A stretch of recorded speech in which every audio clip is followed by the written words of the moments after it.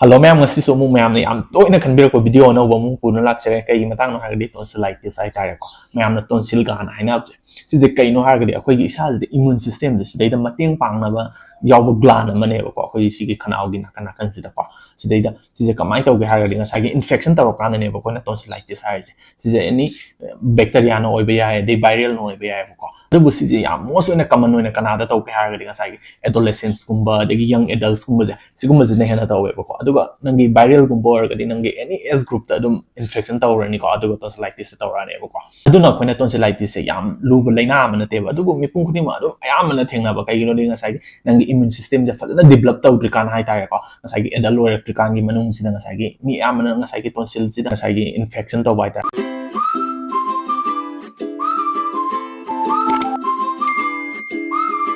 aduna koina tonsillitis na re hargdi mongono kai symptoms lakani hai nga sai short throat hai ko khanau na ba khotpa dagi nga sai fever thor ko hai ko dagi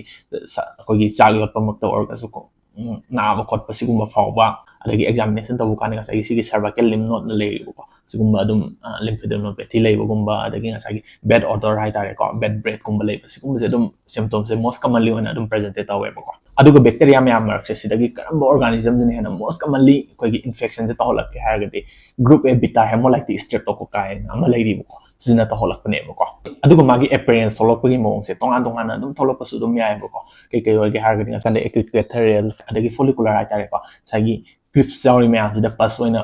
yausal laga leiba adagi membrane oina tonsillar fossa je da ngasa gi pseudo membrane white oina haitare ko ango oina napsal laga leiba haitare smai dum present of su myawe ko aduga magi treatment sida dum isam sam basane bo ko fisu am lu na te bo ko ke na har na sai pain gumba taw fever gumba taw si jiking dinga sai ke paracetamol gumba dai ibuprofen gumba si gumba dum pirani adagi nang dinga sai ke bacterial infection or gani nang dinga sai ke antibiotics sai tare ko na sai ke to an give group A beta hemolytic streptococci si ja hatong na ba tare ko sai ke samna antibiotics mak to or ka so sai ke amoxicillin hai tare ko mayam most common season ba adagi macrolides azithromycin gumba clindamycin adagi erythromycin gumba si gumba dum piba hai tare dagi penicillin even penicillin for the allergy or drug de sigumba su dum piba su dum yawe ko adagi mouthwash mak to or ka so sai gi iodine gumba adagi saline gargle hai tare warm water de saline gargle to sigumba gumba de chlorhexidine sigumba su dum sina ba yawe ko aduga si ma'am jigi mathak tanga sai gi anti inflammatory gumba de proteolytic enzymes hai tare ko sigumba proteolytic drugs hai tare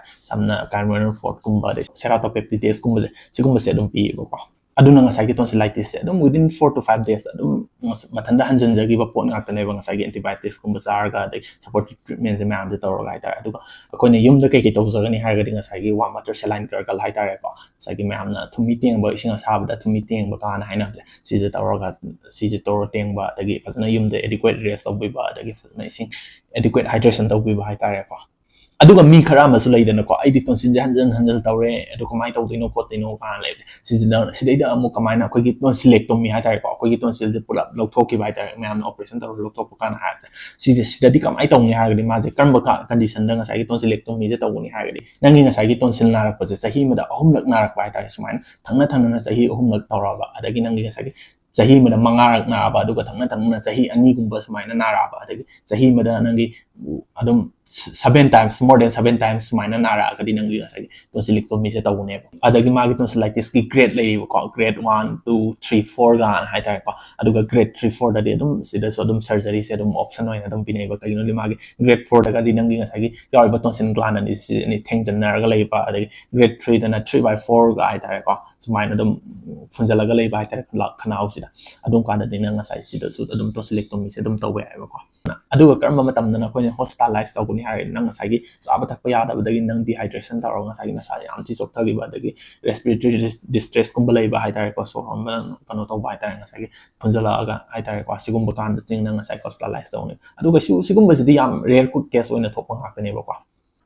ado ma'am mai je hojik se ma'am na kan bi ko video mari manga hai tare ko sam nang sai melasma hai tare mahing gumba adagi angang de mi hun phang de gumba de cs karam kana tawni adagi tors infection gumba adagi IBF gumba sigumba video jing je si je sembol or kana matam khara mu potha jira su khale kai no de oje mu rural posting ta mi no wifi facility em phang de network mak tor ka su yam thino wa bai tare video upload to kana sai gi so network se phang dam na adum meter 6 meter chatruk chatret kumba lam na chalaga hai tar ko koi quarter lei do adagi ꯑꯗꯨꯃꯥꯏꯅ ꯇꯧꯔꯒ ꯊꯥꯒꯠꯄ ꯀꯥꯟꯗꯁꯨ ꯑꯗꯨꯝ ꯋꯥꯕ ꯍꯥꯏꯇꯥꯔꯦ ꯑꯗꯒꯤ ꯁꯤ ꯑꯗꯨꯒꯤ ꯔꯨꯔꯦꯜ ꯄꯣꯁꯇꯤꯡꯁꯦ ꯍꯦꯛ ꯍꯜꯂꯛꯑꯒ ꯑꯩꯈꯣꯏ ꯀꯣꯂꯦꯖꯀꯤ ꯍꯥꯏꯇꯥꯔꯦꯀꯣ ꯑꯗꯨꯝ ꯑꯩꯈꯣꯏ ꯀꯣꯂꯦꯖ ꯈꯛꯀꯤ ꯅꯠꯇꯦ ꯑꯗꯨꯝ ꯑꯩꯈꯣꯏ ꯀꯣꯂꯦꯖ ꯈꯛꯀꯤ ꯅꯠꯇꯦ ꯀꯣꯂꯦꯖ ꯑꯌꯥꯝꯕ ꯂꯣꯏꯅ ꯃꯦꯗꯤꯁꯤꯟꯁꯤꯗꯤ ꯉꯁꯥꯏꯒꯤ ꯌꯥꯝ ꯊꯤꯅ ꯁꯦꯗꯨꯜꯁꯦ ꯍꯦꯛꯇ ꯑꯣꯏꯌꯦꯕꯀꯣ ꯑꯩꯈꯣꯏꯒꯤꯃꯛꯇ ꯑꯣꯏꯔꯒꯁꯨ ꯉꯁꯥꯏꯒꯤ 36 ꯑꯋꯥꯔ ꯗ꯭ꯌꯨꯇꯤꯁꯦ ꯀꯟꯇꯤꯅ꯭ꯌꯨꯁ ꯇꯧꯔꯅꯤ ꯑꯗꯒꯤ 8 ꯑꯋꯥꯔ ꯑꯃꯨꯛꯀ ꯑꯗꯨꯃꯥꯏꯅ ꯔꯦꯁ ꯇꯧꯔꯅꯤ ꯑꯗꯨꯒ ꯅꯣꯡꯉꯥꯜꯂꯒ ꯑꯃꯨꯛ 36 ꯑꯋꯥꯔ ꯑꯗꯨꯃꯥꯏꯅ ꯇꯧꯒꯗꯕ ꯍꯥꯏꯇꯥꯔꯦ ꯗ꯭ꯌꯨꯇꯤꯁꯦ ꯈꯔ ꯁꯦꯗꯨꯜꯁꯦ ꯈꯤꯇꯪ ꯇꯥꯏꯠ ꯑꯣꯏꯕ ꯑꯗꯨꯅ ꯑꯩꯉꯣꯟꯗꯁꯨ ꯚꯤꯗꯤꯑꯣꯁꯦ ꯑꯃꯨꯛ ꯅꯝꯅꯤ ꯑꯗꯩ ꯏꯗꯤꯠ ꯇꯧꯅꯤ ꯑꯗꯩ ꯑꯃꯨꯛ ꯑꯞꯂꯣꯗ ꯇꯧꯅꯤ ꯇꯣꯉꯥꯟꯅ ꯑꯩꯒꯤ ꯏꯗꯤꯠ ꯇꯧꯅꯕ ꯃꯤꯁꯨ ꯀꯩꯁꯨꯝ ꯂꯩꯕ ꯅꯠꯇꯦꯗꯅꯀꯣ ꯑꯩꯗꯤ ꯌꯥꯝ ꯍꯦꯟꯅ ꯐꯥꯎꯔꯗꯅ ꯌꯨꯇ꯭ꯌꯨꯕꯇꯒꯤ ꯄꯩꯁꯥ ꯌꯥꯝ ꯍꯦꯟꯅ ꯐꯪꯕꯁꯨ ꯅꯠꯇꯦꯀꯣ ꯑꯩꯒꯤ ꯁꯤꯗ ꯂꯥꯛꯏꯕ ꯄꯩꯁꯥꯁꯤꯡ ꯍꯞꯇꯥ ꯑꯃꯒꯤ ꯄꯩꯁꯥꯅꯤ ꯉꯁꯤꯗ ꯍꯞꯇꯥ ꯑꯃꯗ ꯑꯗꯨꯅ ꯃꯌꯥꯝꯅ ꯀꯃꯦꯟ ꯄꯤꯕꯤꯔꯛꯄ ꯀꯥꯟꯗꯁꯨ ꯅꯨꯡꯁꯤꯅ ꯄꯤꯕꯤꯔꯛꯄ ꯃꯌꯥꯝꯗꯨꯅ ꯑꯗꯨꯝ ꯚꯤꯗꯤꯑꯣꯁꯨ ꯁꯦꯝꯅꯤꯡꯕꯁꯨ ꯐꯥꯎꯋꯦ ꯌꯥꯝ ꯁꯥꯡꯉꯨꯗ꯭ꯔꯒꯁꯨ ꯍꯥꯏꯇꯥꯔꯦꯀꯣ ꯋꯤꯗꯤꯟ 3-4 ꯃꯤꯅꯤꯠ ꯁꯥꯡꯕ ꯚꯤꯗꯤꯑꯣꯒꯨꯝꯕ ꯍꯥꯏꯇꯥꯔꯦꯀꯣ ꯇꯦꯟꯇꯛꯅ ꯑꯗꯨꯝ ꯁꯦꯝꯕ ꯍꯥꯏꯇꯥꯔꯦ ꯑꯗꯨꯃꯥꯏꯅꯁꯨ ꯊꯥꯒꯠꯀꯦꯅꯁꯨ ꯈꯜꯂꯦ ꯑꯗꯣ ꯑꯗꯨꯝ ꯁꯨꯃꯥꯏꯅ ꯑꯃꯨꯛ ꯇꯦꯟꯅ ꯁꯦꯝꯃꯨꯔꯒ ꯏꯟꯐꯣꯔꯃꯦꯁꯟꯁꯦ ꯂꯣꯏꯅ ꯁꯨꯅ ꯄꯤꯕ ꯉꯝꯃꯣꯏꯗ꯭ꯔꯥꯅ ꯑꯗꯨꯃꯥꯏꯅꯁꯨ ꯑꯗꯨꯝ ꯈꯟꯖꯥꯟꯅꯩ ꯍꯥꯏꯇꯥꯔꯦ ꯀꯔꯝꯕ ꯇꯧꯗꯣꯏꯅꯣꯁꯦ ꯑꯗꯣ ꯑꯩ ꯃꯑꯣꯡ ꯑꯗꯨꯝ ꯌꯦꯡꯖꯔꯛꯑꯒꯦ ꯍꯥꯏꯇꯥꯔꯦ ꯑꯗꯣ ꯈꯟꯖꯥꯟꯅꯔꯒꯕꯨꯗꯤ ꯑꯗꯨꯝ ꯂꯩꯔꯦ ꯍꯥꯏꯇꯥꯔꯦ ꯑꯗꯣ ꯃꯌꯥꯝ ꯉꯁꯤꯒꯤꯗꯤ ꯚꯤꯗꯤꯑꯣꯁꯦ ꯃꯇꯥꯡ ꯁ꯭ꯋꯥꯏꯗ ꯂꯣꯏꯁꯤꯟꯖꯔꯒꯦ ꯁꯣꯏꯈꯤꯕ ꯌꯥꯎꯔꯒꯁꯨ ꯃꯌꯥꯝꯅ ꯉꯥꯛꯄꯤꯒꯅꯤ ꯕꯥꯏ ꯕꯥꯏ